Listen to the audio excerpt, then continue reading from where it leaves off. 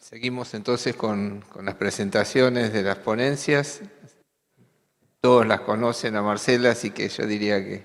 no necesita presentación más. Bueno, muy buenos días a todos. Un honor, una vez más, en este ámbito, hablar de los avances del sistema Riachuelo y mostrarles desde aquella primera jornada en la cual participamos, mostrándoles lo que realmente iba a ser a futuro la obra, poder ver hoy los avances, no solamente de nuestras obras en el corazón del sistema Riachuelo, en el predio del Dock Sud, sino también los avances particulares de nuestros 3 túneles principales, los cuales todos están en construcción y muchos de ellos muy avanzados. Veo y he saludado, por supuesto, en el foyer, aquí en el salón, a muchos compañeros, amigos, colegas, que sé que conocen mucho de nuestras obras del sistema Riachuelo e incluso las han visitado. Pero con que tan solo haya una sola persona en este auditorio que no sepa la importancia de nuestras obras y fundamentalmente los objetivos que perseguimos, vale la pena hacer un repaso entonces de qué significan para AISA las obras del sistema Riachuelo. Así que simplemente mencionar, ya se ha hablado hoy, que el área de concesión de AISA ha sido ampliada a lo largo de los últimos 2 años, teniendo hoy un horizonte de Ciudad de Buenos Aires y 26 partidos del conurbano bonaerense, a los cuales le prestamos los servicios de provisión de agua y de cloaca, 14 millones de habitantes a servir y una extensión de unos 3.000 kilómetros cuadrados.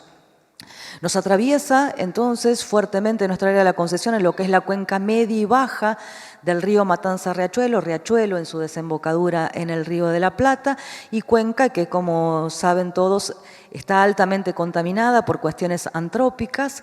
y que una de las causales de contaminación de la cuenca es obviamente la carencia de servicios regularizados de provisión de agua potable o de saneamiento. Esta problemática ambiental de la cuenca en el año 2004 fue llevada a instancias judiciales, en lo que se conoce como la causa Mendoza, que tuvo un fallo histórico de la Suprema Corte de Justicia en el año 2008, siendo desde entonces condenados responsables el Estado Nacional, el Estado Provincial, los 14 municipios que integran la cuenca y más de 41 empresas contaminantes. Es allí en el año 2008 que se crea ACUMAR como autoridad de la cuenca y la Suprema Corte le encomienda llevar adelante lo que se conoce como el PISA, el Plan Integral de Saneamiento Ambiental, que abarca toda la problemática de la cuenca y que tiene obviamente un capítulo especial en el cual interviene AISA como responsable de la concesión en lo que tiene que ver en las obras de su plan director dentro de la cuenca, tanto para agua y para cloaca. Y en este contexto, el sistema Riachuelo, que ahí ya pueden ver cómo se ubica geográficamente y dentro de la cuenca, tiene una importancia muy relevante, no solo por la envergadura de las obras, sino en particular por los objetivos que perseguimos para ello. Y para explicar esos objetivos, ya han visto también el señor secretario ha usado esta presentación hace unos instantes, pero bueno, es un buen punto de apoyo para explicar en realidad cuál es la problemática que resuelve el sistema Riachuelo. Imaginen por algún momento que lo gris claro es el área de la concesión. Y decirles que en esta configuración actual, si bien tenemos 20 plantas depuradoras de tratamiento primario y secundario para salir a los cuerpos receptores con la calidad conforme a las normas, mayoritariamente nuestra área de la concesión se apoya en lo que se conoce como nuestras cloacas máximas. Conductos de gran diámetro, primera, segunda y tercera, conforme fueron construidos a lo largo de la historia. Y recordando que en realidad la primera cloaca máxima tiene ya más de 120 años y la tercera ya algo más de 70, con lo cual es claro entender que frente al crecimiento demográfico de las áreas, sumado a tomar cada vez más área de extensión, estas cloacas máximas trabajan sobreexigidas, están trabajando por encima de su capacidad de carga. Esas cloacas máximas, finalmente, después de una enorme estación de bombeo en Wilde, terminan en la planta de Berazategui para su tratamiento y disposición final. Entonces, esta problemática que arrastramos por décadas de falta de crecimiento de la red troncal de transporte de efluentes cloacales haga que tengamos limitaciones y que en consecuencia era necesario tomar resoluciones de fondo, infraestructura básica que resolviera esta problemática. Entonces, lo que se decidió hacer es generar un nuevo sistema integral de tratamiento de los sistemas que se conoce por dilución. Y entonces es así que a través de nuestro primer tramo de la obra, que llamamos colector margen izquierdo, con el inicio en el límite entre el Partido de La Matanza y la Ciudad de Buenos Aires, lo que haremos en este tramo es interceptar nuestra tercera cloaca máxima y nuestra segunda cloaca máxima para que parte del caudal que hoy está yendo a Berazategui se derive a un nuevo sistema. Esto automáticamente va a generar un alivio de estas cloacas máximas y consecuentemente un mejor régimen de funcionamiento de todas las colectoras asociadas. Pero además, en este tramo en particular, todos los arroyos y pluviales de la Ciudad de Buenos Aires que vuelcan al riachuelo llevan en sí, de manera clandestina, afluente cloacal, lo que se conoce técnicamente como el caudal en tiempo seco, un caudal presente en los pluviales cuando no llueve. Con lo cual, a través de nuestras obras complementarias, lo que vamos a hacer es interceptarlo en todos los puntos, llevarnos de allí solo ese caudal en tiempo seco y responsablemente a través del colector llevarlo a tratamiento. Esta es la parte fundamental de nuestras obras, o una de las más importantes, que propician de manera directa el saneamiento del riachuelo como cuerpo receptor en lo que tiene que ver a su contaminación por efluentes cloacales. Contaminación, por cierto, que a nivel volumétrico es importante dentro de la contaminación general, incluso por afluentes industriales, que tiene el riachuelo.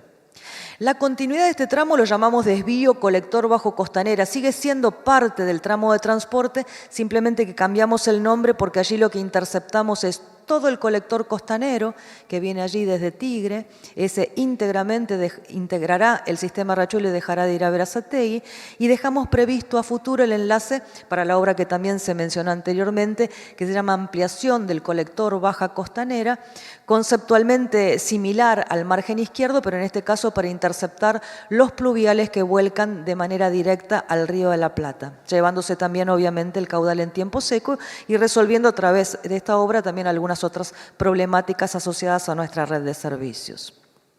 Hasta allí la obra de transporte de intercepción. Pero esto es un sistema, con lo cual estamos también construyendo una planta de pretratamiento en el predio del Dock Sud y completándose el sistema por dilución a través de un emisario riachuelo, que se adentra 12 kilómetros, siempre bajo las aguas del Río de la Plata, a 40 metros de profundidad del lecho, y que permitirá en su extremo, en su último kilómetro y medio, generar entonces el sistema de completamiento de la depuración por dilución, aprovechando la enorme capacidad de asimilación y autodepuración que tiene un cuerpo receptor como el Río de la Plata. Una vez que nuestro sistema riachuelo esté en funcionamiento, el beneficio directo es a más de 4.300.000 habitantes hacia la margen izquierda del riachuelo, Ciudad de Buenos Aires y más de 12 partidos del conurbano bonaerense, a los cuales mejoramos de manera directa la calidad de vida porque estamos mejorando condiciones ambientales de la cuenca y a su vez porque claramente reforzando nuestra red troncal de transporte mejoramos nuestra capacidad y calidad de prestación del servicio. Pero a su vez, esta independización del sistema Berazategui es una flexibilidad operativa inédita, una flexibilidad operativa con la cual hoy no contamos y que también es un valor agregado a nuestro servicio. Y a futuro, como un beneficio posterior, mediato, la liberación de caudal que dejará de ir a Berazategui por derivación a nuestro sistema nos va a permitir entonces pensar en expansión a más de 1,5 millones de habitantes sobre la cuenca de Berazategui, habitantes a los cuales hoy tenemos dificultad para llegar con nuestra red de servicio porque Berazategui tiene su capacidad de tratamiento totalmente utilizado. Es decir, la expansión es una consecuencia a futuro. El sistema riachuelo resuelve una problemática que venimos arrastrando por décadas. Esta es la entidad transversal, ahora ya visto en una fotografía aérea, que tienen las obras del sistema riachuelo frente a la infraestructura existente que les mencionaba recién. Ahí están identificadas la tercera y la segunda cloaca máxima y el colector costanero. Desde el punto de vista de caudales, el caudal pico máximo para el cual está diseñado nuestro sistema es 27 metros cúbicos por segundo. La mayoría de ustedes aquí presentes son profesionales, entienden la entidad que significa esto. Para bajarlo al llano, siempre repito lo mismo, equivale a 7 estadios de fútbol por día de fluente cloacal. Con lo cual esto nos da magnitud de la entidad que tiene el sistema riachuelo. Desde el punto de vista de los objetivos de las obras y del alcance de cada uno de los contratos, porque creo ya haber identificado que también por un punto de vista administrativo y de gestión y para llegar al cumplimiento del objetivo lo más rápidamente posible, la obra se dividió por los tramos que ya identifiqué en distintos contratos, en obras que son las que identificamos lote. El lote 1, con sus objetivos claramente de transporte e intercepción de fluentes del radio servido, está conformada por estas entidades de obras, vamos a verlas en detalle en una planimetría, obra en ejecución a cargo del consorcio CMI,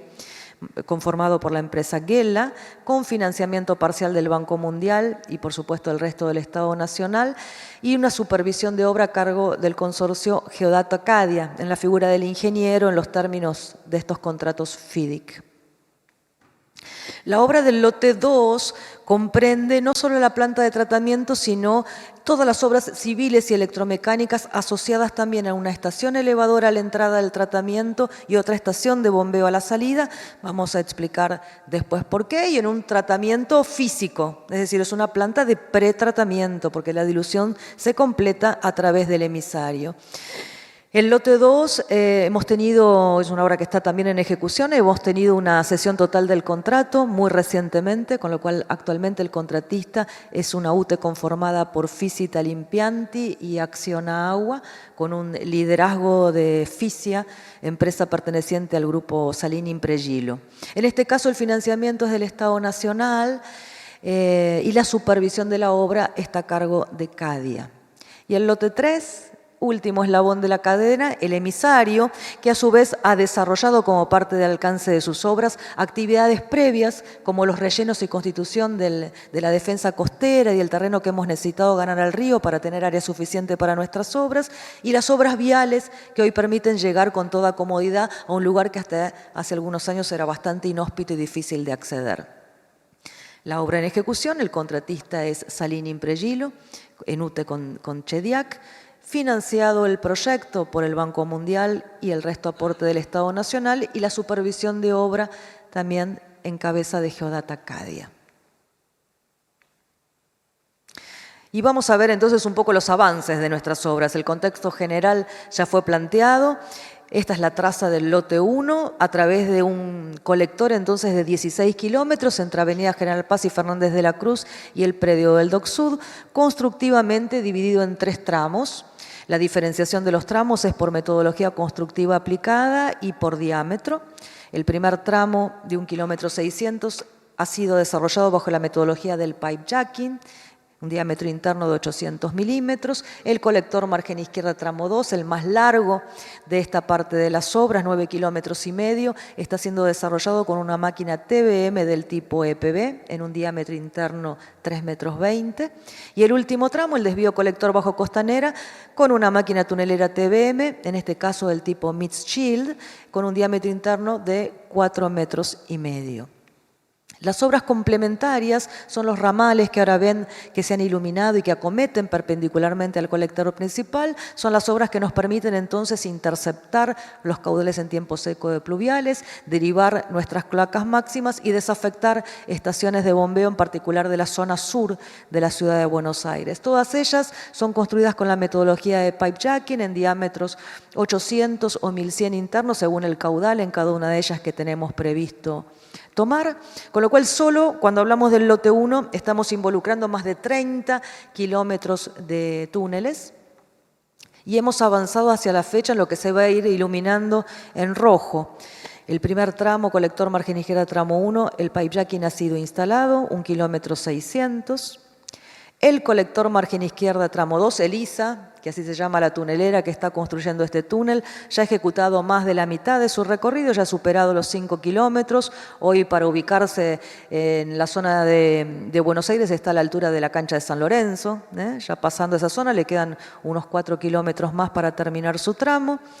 Y Valentina, que así se llama la otra tunelera de este lote, ha iniciado recientemente su actividad, lleva aproximadamente unos 500 metros de avance. Así que todos estos túneles, más los de pipe jacking de las obras complementarias que prácticamente están finalizados, más del 90% ya está tendido, hace que solo en este contrato, sobre los 30 previstos, ya hay más de 17, diría más cercanos a 18 kilómetros de túneles ya construidos. Y esto simplemente para identificar cuáles son los puntos de enlace fuerte con nuestras cloacas máximas, que nos permitirá entonces en etapa operativa que todo este caudal que está siendo derivado e interceptado llegue a la futura planta para su tratamiento. Algunas imágenes para ilustrarles los avances de los túneles. Esta es una vista del ingreso del desvío colector bajo Costanera. Alimentación de dovelas. Ahí pueden también ver las cañerías, que son las que impulsan el lodo bentonítico en este sistema de máquina Mitchell y que también permiten entonces que este barro sea bombeado hasta la superficie, donde hay una gran desarenadora que permite segregar el líquido del sólido y la bentonita del suelo para su disposición. Algunas imágenes entonces de la cabina y algunas partes principales de la máquina.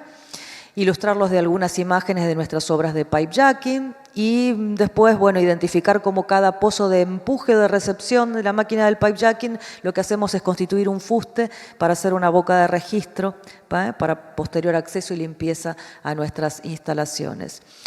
Y también mencionar brevemente la tercera metodología constructiva de túneles presente en el sistema Riachuelo, en tramos muy cortos, realmente muy cortos, muy pequeños, y en los cuales necesitábamos un diámetro distinto al de las máquinas que teníamos disponible. Así que allí lo que hacemos es la metodología del túnel convencional o el túnel minero, una caverna sostenida con una malla de acero, la generación de una galería interna con hormigón proyectado y finalmente la constitución de un hormigón armado in situ para revestimiento primario definitivo. La imagen que ven abajo a la derecha corresponde al futuro túnel de enlace entre la tercera cloaca máxima y el colector margen izquierda.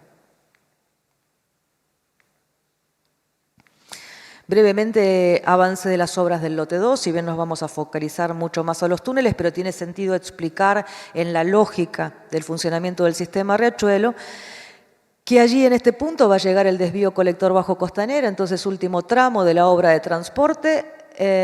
a una profundidad de 34 metros. Creo no haber mencionado que toda la extensión del lote 1 arranca a una profundidad de unos 14 metros en el origen y llega a 34 metros de profundidad en su destino allí antes de la estación elevadora de entrada, porque necesitamos todo ese enorme caudal elevarlo a través de bombeo para que después la planta de tratamiento pueda ser por gravedad, por cuestiones de eficiencia energética y obviamente lo más superficial posible por cuestiones operativas, pero luego del proceso de tratamiento necesitamos construir otra enorme estación de bombeo a la salida, que es la que permitirá que ese efluente tratado, a partir de un canal de aproximación, alimente la futura cámara de carga, hoy pozo de trabajo para la construcción del emisario, cámara de carga que por bombeo necesitará tener siempre un nivel de líquido suficiente que nos asegure que a 12 kilómetros de la costa siempre va a haber efluente tratado saliendo por los risers.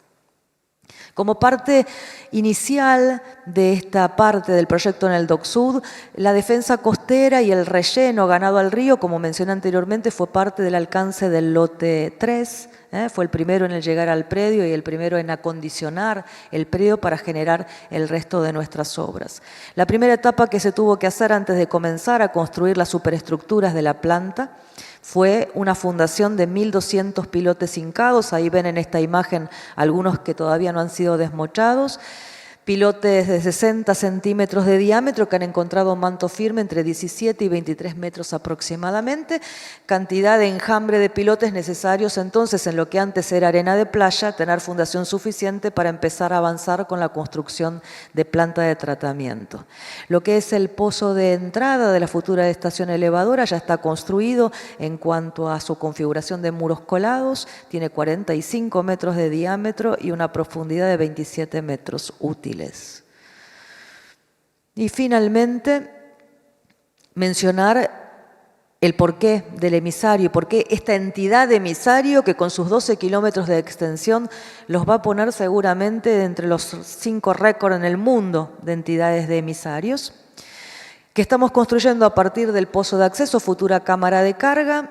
en un tramo primero que llamamos tramo de transporte de 10,5 kilómetros. Este objetivo del tramo es en un conducto totalmente cerrado, alejarnos lo suficientemente de la costa,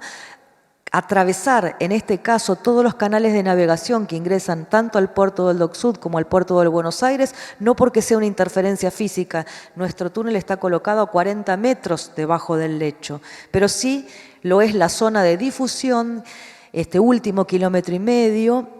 el cual ya hoy está bollado, vedado la navegación, convenientemente señalizado, porque debemos empezar a advertir que allí habrá instalaciones que tenemos que evitar que a futuro sean afectadas. Entonces, en este último 1,5 kilómetros desarrollaremos el fenómeno de la difusión, la mezcla a través de tubos difusores que generarán sobre el lecho del río el fenómeno de la dilución. Una imagen de nuestro emisario con toda la logística necesaria para su etapa constructiva. Construcción que llevamos adelante en un único túnel, tramo transporte y tramo difusión, en un diámetro 4,30 metros interno. Una vez que finalicemos la construcción del túnel, en el extremo se constituirá un enorme dado de hormigón que hará justamente de tapón del emisario. Y luego nos queda la etapa desafiante de la construcción de los risers, estos difusores que tendrán aproximadamente 28 metros de altura, y que a través de una propuesta metodológica totalmente innovadora, es la primera vez en el mundo que se va a usar esta metodología y fue diseñada, concebida especialmente para este proyecto por la empresa contratista, la construcción de los 34 risers se hará desde dentro del propio túnel, en una hinca de a 2 en 2, que se comenzará desde el extremo hacia adelante y que permitirá tener constituidos los tubos risers. Luego, para que esto tenga la configuración final, con un trabajo de buzos desde el agua, teniendo en consideración que nuestro Río de la Plata es muy extenso pero poco profundo. Allí a los 12 kilómetros tendrá unos 5 o 6 metros de columna de agua, entonces los buzos irán a retirar los tapones ciegos de cada uno de estos tubos necesarios durante la hinca y reemplaza por una pieza especial, también de acero inoxidable, al igual que los tubos difusores,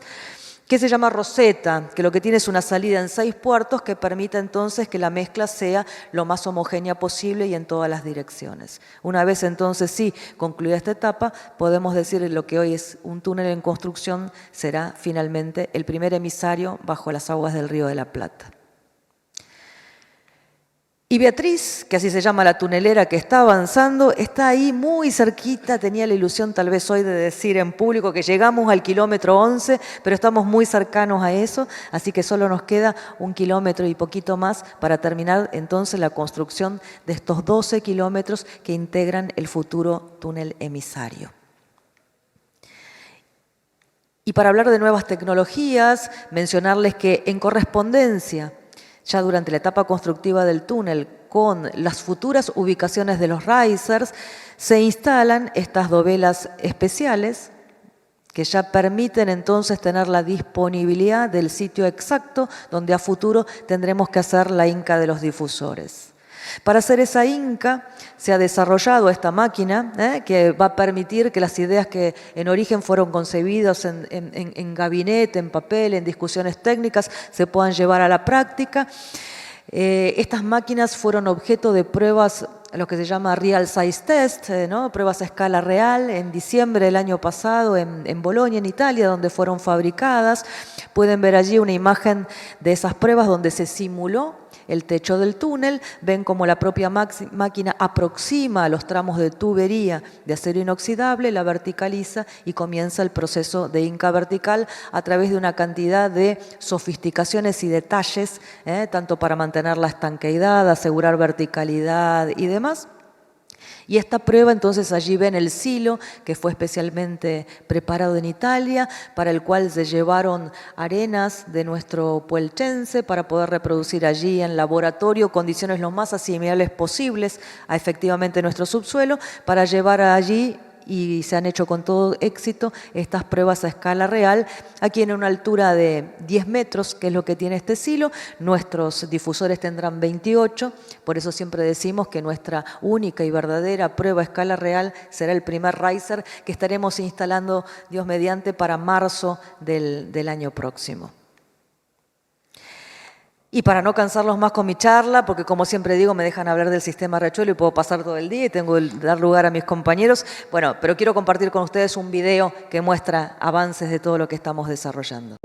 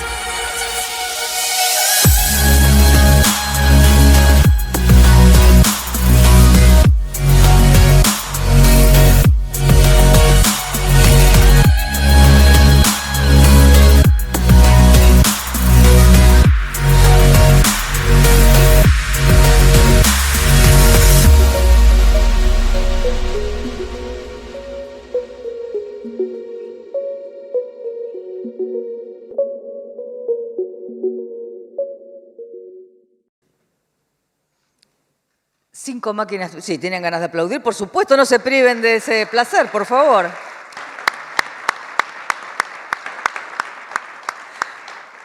Muchas gracias. Como resumen, simplemente, y siempre mostrando no solamente la bandera argentina, sino la bandera de AISA, que estamos como sanitaristas muy orgullosos de esto que sea realmente una realidad después de tantos años que lo esperábamos. Una obra con una inversión de 1.200 millones de dólares que está siendo, por supuesto, fuertemente apoyada no solamente desde el punto de vista del financiamiento, sino también de la contención por el Banco Mundial en todos los aspectos en los cuales ellos nos apoyan, con este beneficio tan enorme a más de 4.300.000 habitantes a futuro. Pero nunca puedo dejar de decir que hoy ya somos más de 1.000 los beneficiarios directos, profesionales, obreros y técnicos, que tenemos el orgullo, el honor de participar en esta obra, que es la más importante que está financiando el Banco Mundial en toda América Latina. Así que muchas gracias.